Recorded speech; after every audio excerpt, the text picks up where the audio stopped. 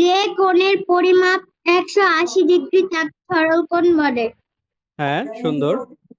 আচ্ছা, আমরা তাহলে এই কোণগুলোই আপাতত পড়বো। তো এখানে ঘড়ি আছে, তো ঘড়ির ঘন্টা ও মিনিটের কাঁটা দ্বারা সৃষ্ট কোণগুলো পরিমাপ করে বলি। তো এগুলো তোমরা পরিমাপ করবে। তো আমি একটা জিনিস বোঝাই দিই, যেমন দেখো এই যে এই মিনিটের কাঁটা 12-তে এবং ঘন্টার কাঁটা 6, মানে কি এটা একটা সোজা সরল কোণ স্যার, হয়েছে, তাই না? হ্যাঁ, বলো। ওটা 90 ডিগ্রি। আহ, না, এটা তো সরল কোণ, সরল কোণ মানে তো 180 ডিগ্রি। তো এখানে দেখো 30 মিনিট হয়েছে, অর্থাৎ 1 2 3 4 5 6। এটা হচ্ছে 180 ডিগ্রি। আচ্ছা, 180-কে তিন যদি আমরা 6 দিয়ে ভাগ করি, তাহলে হয় কি 3 6 18, তাই না? 318 অর্থাৎ 30 হয়। তাহলে এই প্রত্যেকটা আহ, মানে মনে করো আহ, একটা বেজেছে, অর্থাৎ এই এইটা মনে করো এক এক মানে হচ্ছে 30 ডিগ্রি আর কি। তো এখানে 30, 30 আর 30 60, 60 আর 60 কি 90। মনে করো যদি তিনটা বাজতো তাহলে কি 90 ডিগ্রি হইতো। এভাবে চারটা বাজলে 90, আর 30 হচ্ছে 120 হইতো। তারপরে হচ্ছে 120-এর পর 150 হইতো, এবং 180 আর কি। আচ্ছা, আমি কি বললাম এটা কি বুঝেছো? যেমন এইখানে এই ঘড়িতে, এই যে 2 নম্বর ঘড়িতে মনে করো দুইটা বাজে, তাহলে আমরা একটা জিনিস শিখলাম যে একটা বাজলে হচ্ছে 30 ডিগ্রি হয়, তাহলে কি দুইটা বাজলে কি 60 ডিগ্রি হবে, তাই না? আমার বুদ্ধি নাই। আচ্ছা, এই যে আচ্ছা আমি আবার বলি, এই যে 3 নম্বরটা আমরা একটু দেখি ভালো করে। 3 নম্বরটা এটা কি সরল কোণ ছিল, তাই না? মিনিটের কাঁটা 12-তে এবং ঘন্টার কাঁটা 6-এ। তাহলে একটা সরল কোণ সমান হচ্ছে 180 ডিগ্রি। তো এইখানে আমাদের মোট 6 পর্যন্ত এসেছে, অর্থাৎ 1 2 3 4 5 6। তাহলে এখানে যদি আমরা 6 দিয়ে ভাগ করি, তাহলে ভাগফল হয় হচ্ছে 30, অর্থাৎ 30 ডিগ্রি। আমি আরো সহজ করে বলে দিই। মনে করো যে মিনিটের কাঁটা সবসময় 12-তে আছে, মিনিটের কাঁটা 12-তে আছে, আর ঘন্টার কাঁটা 1-এ আসছে, মানে কি একটা বাজে, তো একটা বাজলে 30 ডিগ্রি হবে। দুইটা বাজলে 30-এর ডবল 60 ডিগ্রি হবে। যদি তিনটা বাজে, এই যে এই ঘড়িতে, অর্থাৎ 1 নম্বর ঘড়িতে তিনটা বেজেছে, তাহলে কি 1 2 3, 1 2 3 মানে কি 30-এর সাথে আমাদের 3 গুণ করতে হবে, অর্থাৎ যেইটা বাজবে তার সাথে 30 গুণ করতে হবে, তাহলে আমরা ডিগ্রি পাবো। মানে আবারও আমি বলি, সেটা হচ্ছে যতটা বাজবে তার সাথে 30 গুণ করতে হবে। মনে করো এখানে কি তিনটা বাজছে, তাহলে কি 30 গুণ করে 3 3 9, 90 ডিগ্রি, এবং এটা কি সমকোণ হয়েছে। তো এটা দুইটা বাজছিল, তার মানে কি 30-এর সাথে 2 গুণ করব, তাহলে 60 ডিগ্রি হবে। এইখানে একটু ভিন্ন। এইখানে হচ্ছে, এখানে আমরা হিসাব করতে পারি, দেখো আহ, এই 5 আর 6 কি 30 ডিগ্রি, আর এটা মাঝামাঝি আছে, তাহলে 30-এর অর্ধেক 15। 30 আর 15 যোগ করলে কত হয়? 45। তাহলে 4 নম্বরটা হবে হচ্ছে 45 ডিগ্রি আর কি।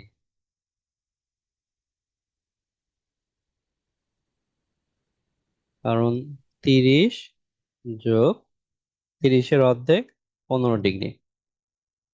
আচ্ছা, এই 4 নম্বর 45 ডিগ্রি হলো কেন, এটা কি বুঝতে পারছো? বুঝতে না পারলে স্যার, জিজ্ঞাসা আমি করো। বুঝতে পারছি। অন্য বুঝতে পেরেছো? জি স্যার। স্যার, আমি বুঝতে পারিনি। হাই বা বুঝতে পারেনি।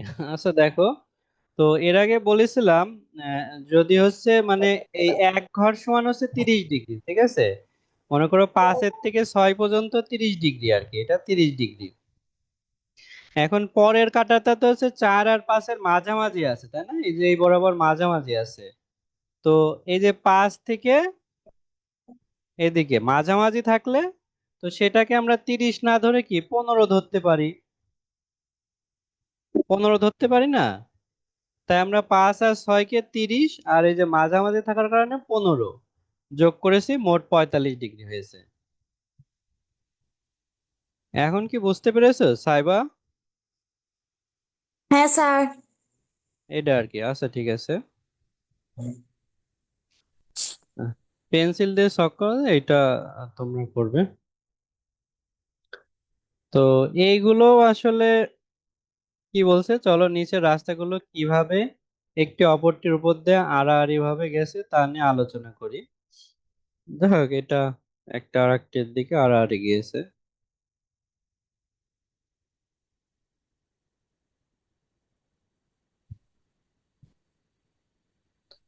তো এই যে গিয়েছে মানে এক একটা বিন্দু মিলিত হয়েছে, এইগুলো বলছে আর কি।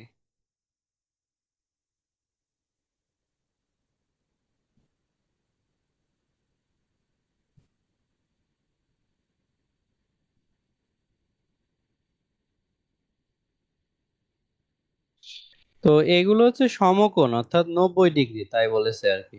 আচ্ছা যাই হোক।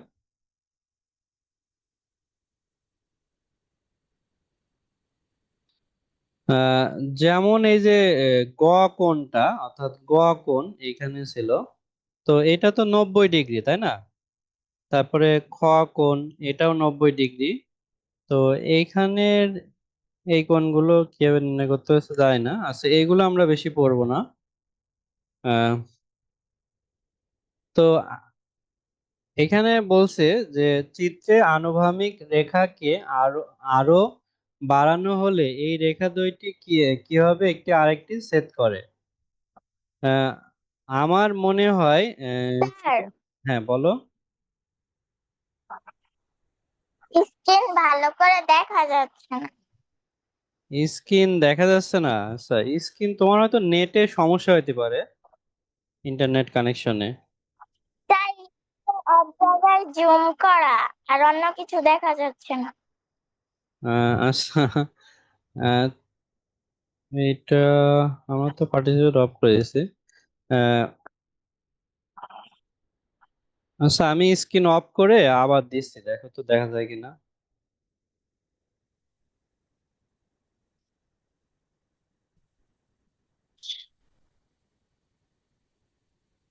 এখন কি দেখা যাচ্ছে? জি স্যার। আচ্ছা তোমার কাছ থেকে কোথাও চাপ লেগে ওরকম হয়ে গেছিল আর কি। আচ্ছা যাই হোক। 1 নং চিত্রে কোন রেখা দুটি, আচ্ছা আমরা লম্বটা একটু শিখবো দেখো। তো এইখানে বলছিল আনুভূমিক রেখা।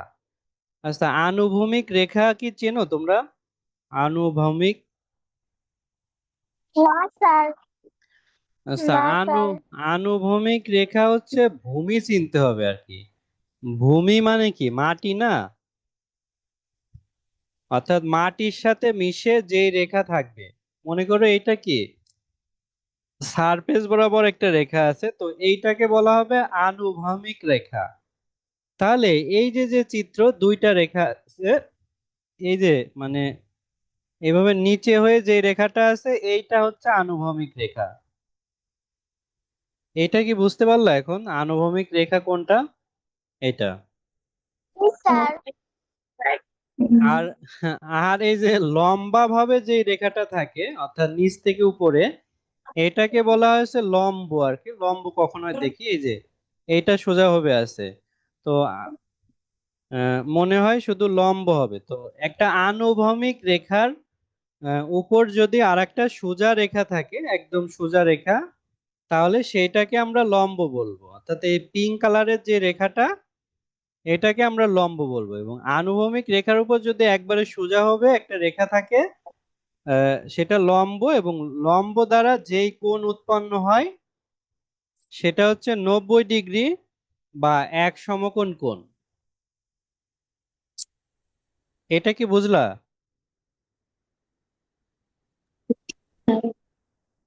আবার জি বলি, জি স্যার। আনুভূমিক রেখার উপর একটা নিচ থেকে উপরে যদি রেখা থাকে, এটা একটু বেঁকা হয়ে গেল। অর্থাৎ রেখাটা একদম সোজাভাবে থাকবে। আবারও বাঁকা হইলো। মানে কম্পাসের হচ্ছে একদম 90 ডিগ্রি। তাহলে এই যে যে কোণ উৎপন্ন হয়েছে এটা হচ্ছে 90 ডিগ্রি কোণ আর কি, এইটা মনে রাখবা। তাহলে এই যে যে রেখা এইটা হচ্ছে আনুভূমিক।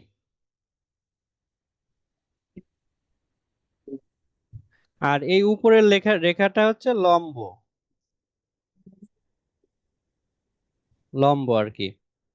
আচ্ছা, এখন কি ক্লিয়ার তোমাদের তোমাদের বুঝতে? হ্যাঁ স্যার। আচ্ছা, ঠিক আছে। জি স্যার। হ্যাঁ, জি স্যার। স্যার। স্যার, বুঝতে পারিনি। ঠিক আছে, ধন্যবাদ তোমাদের। আর আমরা তো বুঝতে পারিনি। কি বুঝতে পারো না সাইবা? আচ্ছা, আবার আমরা বোঝাই দিই। এই যে আমরা সহজভাবে বোঝাইলাম যে অর্থাৎ আহ, ভূমির সাথে যে রেখাটা থাকে তাকে বলা হয় আনুভূমিক রেখা, এবং ভূমির সাথে একদম সোজাসুজি যে রেখাটা থাকে তাকে বলা হয় লম্ব। এবং লম্ব হলে তার পাশে যে কোণটা হয় সেই কোণটা হচ্ছে 90 ডিগ্রি বা এক সমকোণ। হুম। এখন কি বুঝেছো? জি স্যার। আচ্ছা, ঠিক আছে। এবার কি স্যার, বুঝছো এটা না কত পৃষ্ঠা? হ্যাঁ, এইটা এই যে 151 পৃষ্ঠা আর কি। আচ্ছা, এখন দেখো, বলছে চিত্র 1 ক আচ্ছা, ক নং চিত্রে কোন রেখা দুইটি পরস্পর লম্ব? আচ্ছা, ক নং চিত্রটা কোনটা? ও, স্যার, এটা 2 নং সরি, চিত্রটা লম্বা। ও আচ্ছা, এটা 1 নং চিত্রে, 1 নং চিত্র হচ্ছে এইটা। কোন রেখা দুইটি পরস্পর লম্ব? তো এই যে এইটা, অর্থাৎ উমো আর ক হচ্ছে লম্ব, সরি আনুভূমি। আর ছ আর ইও এইটা, তো এইটা হচ্ছে লম্ব, ঠিক আছে, এই দুইটা রেখা। স্যার, হ্যাঁ, বলো। আবার বুঝিয়ে দেবেন? হ্যাঁ, অবশ্যই।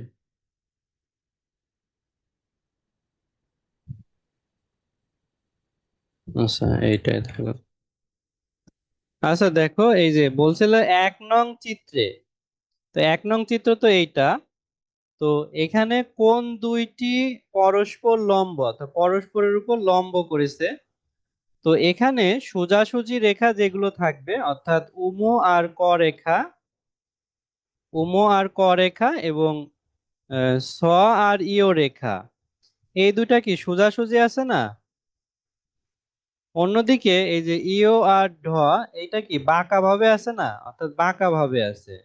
এটা থাকলে হবে না, আমাদের একদম সোজা ভাবে থাকতে হবে।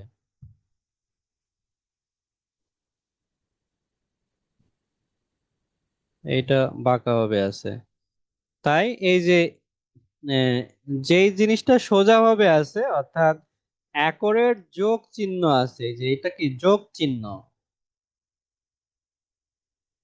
এইটা উমো ক, আর এটা ঝ ছ, অর্থাৎ এইটা হচ্ছে লম্ব। এখন কি বুঝেছো? অর্থাৎ যেটা পুরোপুরি যোগ চিহ্ন আছে, মানে একেবারে যোগ চিহ্ন ভাবে আছে, সেটা আর কি লম্ব, সেই দুইটা জি রেখা। স্যার। হ্যাঁ।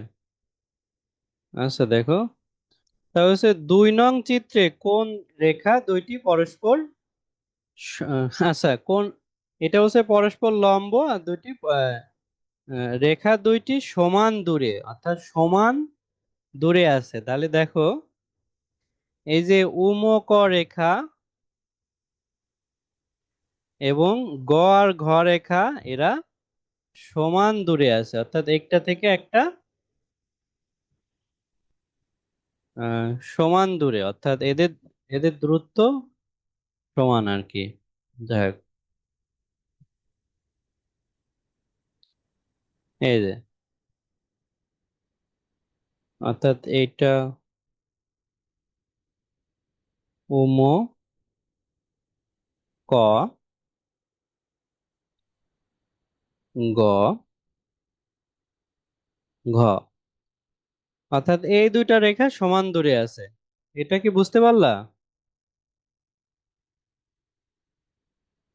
হ্যালো? জি স্যার। জি জি স্যার। স্যার। হ্যাঁ জি স্যার। স্যার। জি স্যার। স্যার, আচ্ছা, হ্যাঁ জি বলো। স্যার। জি স্যার। ঝ জি ঝ স্যার। আর ছ। আহ, এই ঝ আর ছ তো মানে একটা রেখা। হ্যাঁ, আমাদের বলছিল দুই রেখা দুইটি, মানে রেখা দুইটি মানে কি দুইটা রেখা সমান দূরত্বে। তো ঝ আর ছ জি তো স্যার। একটা রেখা, ও তো আর সমান দূরত্বে থাকবে না। কিন্তু ও সমান দূরত্বে আছে, যে এইখানে যে রেখাটা ছিল এইটার সাথে সমান দূরত্বে আছে, কিন্তু এই রেখাটার তো নাম দেয়া নাই, ঠিক আছে? এটা আর কি।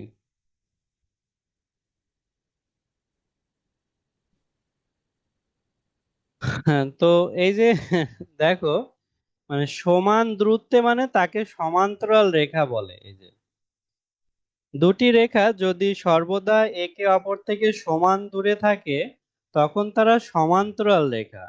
এই সমান্তরাল রেখা যে শুধু মানে একদম যোগ চিহ্নের মতো সমানভাবে থাকবে তা না, এইখানেও যে কালো কালারের দুইটা রেখা এরাও সমান দূরে আছে আর কি, ঠিক আছে?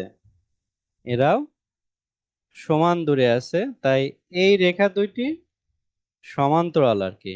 কালো রঙের যে দুইটা রেখাগুলো এইগুলো সমান্তরাল আর কি, ঠিক আছে? তো এই সংজ্ঞাটা তোমরা মুখস্থ করবে, সমান্তরাল রেখার সংজ্ঞা। আহ, তো এই যে এই সমান্তরাল রেখা আমরা এই যে রেল লাইনে দেখতে পাই, রেল লাইনে কি এই হচ্ছে দুইটা যে লোহার স্লিপার, এগুলো কি সমান দূরত্বে থাকে, তাই না? তো একটা যদি কাছে একটা যদি দূরে থাকে তাহলে তো ট্রেনের চাকা পড়ে যাবে না? এই জন্য সমান্তরাল স্যার, রাখতে হয়। হ্যাঁ বলো।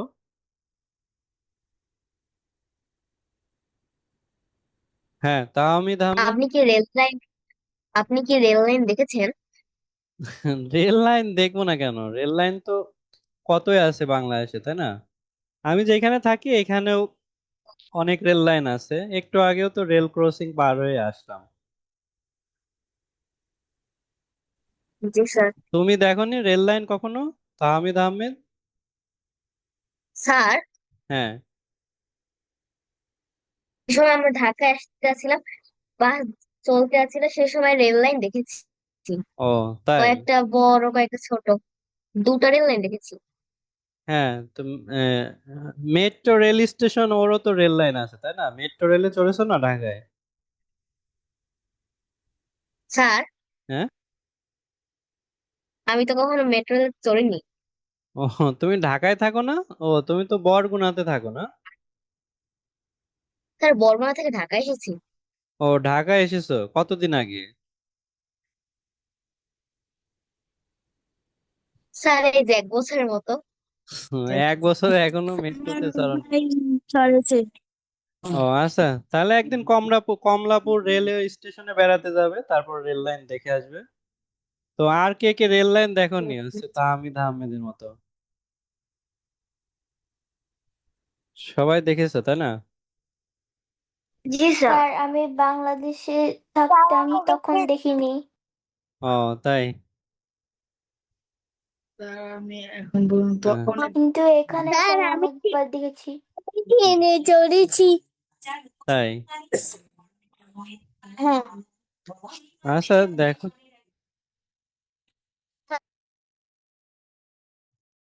আচ্ছা দেখো নিচের চিত্রে কোন রেখাগুলো সমান্তরাল। আহ তো এইখানে একটা বিষয় আছে। এখানে এই যে ক থেকে ছ পর্যন্ত উম, যে রেখাটা your internet connection is unstable আছে যা, এবং গ থেকে ঝ পর্যন্ত যে রেখাটা আছে এরা হচ্ছে সমান্তরাল, ঠিক আছে? যদি আমার দাগটা না ঠিক হয়নি, অর্থাৎ এই যে ক এই দুইটা রেখা হচ্ছে সমান্তরাল, আর বাকিরা আসলে সমান্তরাল না। এটা মানে চোখের আন্দাজে বোঝা যাচ্ছে, তোমরা হচ্ছে স্কেল ব্যবহার করে মেপে দেখবে আর কি। যাই হোক, তো গ্রাফ পেপারে সমান্তরাল রেখা আঁকি এবং এদের মধ্যবর্তী দূরত্ব নির্ণয় করি। তো ওই যে যখন তোমাদের 11 অধ্যায় পড়াইছিলাম, অর্থাৎ আহ, তথ্য উপাত্ত, সেখানে যে লেখ চিত্র ছিল, ওর জন্য কিন্তু তোমাদের এই সমান্তরাল রেখার ছক আঁকা লাগছিল। তো এইভাবে তোমরা সুন্দর করে আঁকা শিখবা। তো আমরা আজকে আর বেশি সময় ক্লাস নেব না। তো এইগুলো আসলে এমনি আছে, তারপরে আমরা আরো ডিটেলে যাব আর কি। তো এখানে চাঁদা আছে সুন্দর করে। চলো চাঁদার সাহায্যে একটি রেখার উপর আরেকটি লম্ব রেখা আঁকি। প্রথমে ক খ সরল রেখা আঁকি। আহ, রেখাটির মধ্যে একটি বিন্দু গ চিহ্নিত করি। ধাপ 2, এবার গ বিন্দুতে চাঁদার কেন্দ্রবিন্দু স্থাপন করি ও ক খ রেখাকে শূন্য বরাবর মিলাই। আহ 90 ডিগ্রি বরাবর একটি বিন্দু ঘনে। আচ্ছা, আমি এটা বলি, এটা মানে সহজই, শুধু এখানে লিখে বলা আছে। তো আমাদের প্রথমে একটা সরল রেখা নিতে হবে যেটার নাম থাকবে ক। আচ্ছা, এইখানে একটা বিন্দু, এর নাম ক। এইখানে একটা বিন্দু, এটার নাম খ। তো এর মাঝামাঝি আর একটা বিন্দু নিতে হবে যেটার নাম হচ্ছে গ। গ থাকবে। এখন বিষয় হচ্ছে যে আমরা এই চাঁদার নিচ প্রান্ত এই রেখা বরাবর রাখবো, এবং হচ্ছে এই যে যেখানে গ, সেখানে চাঁদার হচ্ছে এই যে মূল গোল বিন্দু থাকবে। ঠিক আছে, গোল বিন্দুটা গড় উপর থাকবে আর কি। এখন দেখো কি হয়, এই 90 ডিগ্রি বরাবর একটু বিন্দু ঘ নিই। তো এখন আমি একটু বোঝাই। আহ, এই যে যে চাঁদার দেখো এই যে মানে সোজাসুজি এখানে উঠে গেছে কি 90 ডিগ্রি, যে এই যে মাথা আছে না, এই যে এখানে, তো এই বরাবর একটা বিন্দু থাকবে যেটার নাম হবে ঘ। তো আমরা তো চাঁদার সাহায্যে প্রথমে একটা ফুটাই পাবো, তাই না? পেন্সিল দিয়ে একটা ফুটা দিয়ে দেবো, সেই ফুটাটা পাবো আর কি।